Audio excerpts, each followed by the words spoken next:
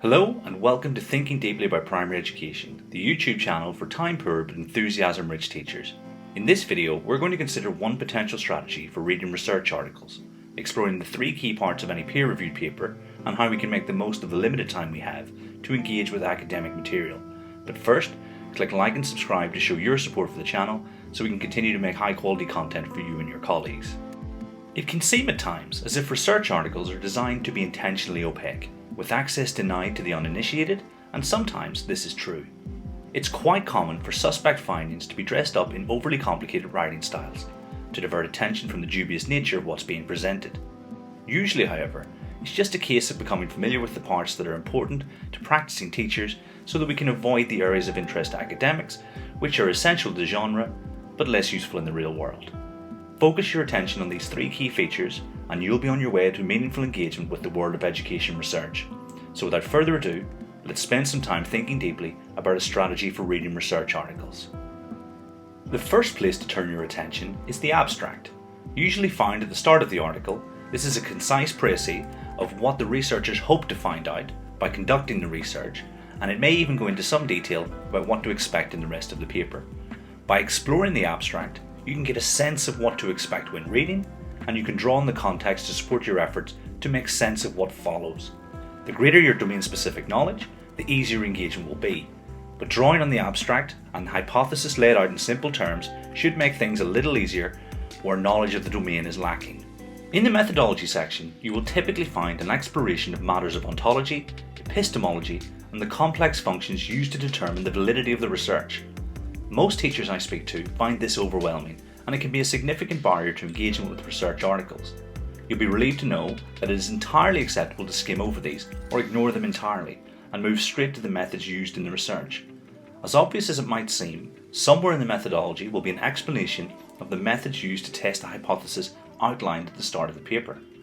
A well-written paper should outline exactly how the researchers plan to test their hypothesis, and what we should do is ask ourselves if the test they've designed has the power to support the claims made later on. Is it in a classroom setting or a laboratory? How big is the sample size? What age were the participants? And what checks were put in place to make it as scientifically rigorous as possible?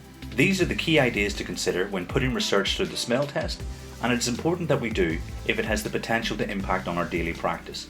For example, a study with a small number of participants is likely to have a larger effect size than one with a large sample, and this can guide our decision making in real time. If you've enjoyed this video so far, and there's one crucial element still left to consider, then please like the video and subscribe. Your support will make the high quality content we produce possible and makes a real difference to teachers at the chalk face.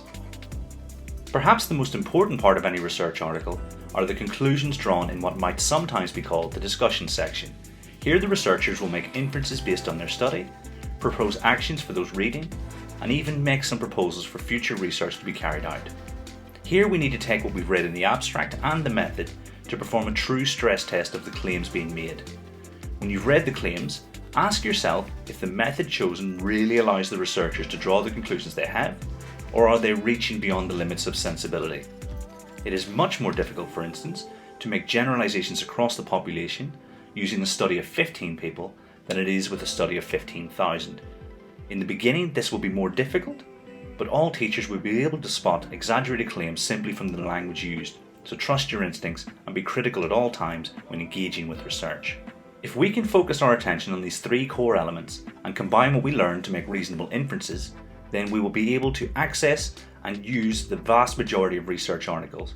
Remember, however, reading research is only part of being research informed, and we must combine what we read with our experiences and the wisdom of those more expert to make the most of research and develop a truly evidence-guided approach to our practice in the classroom.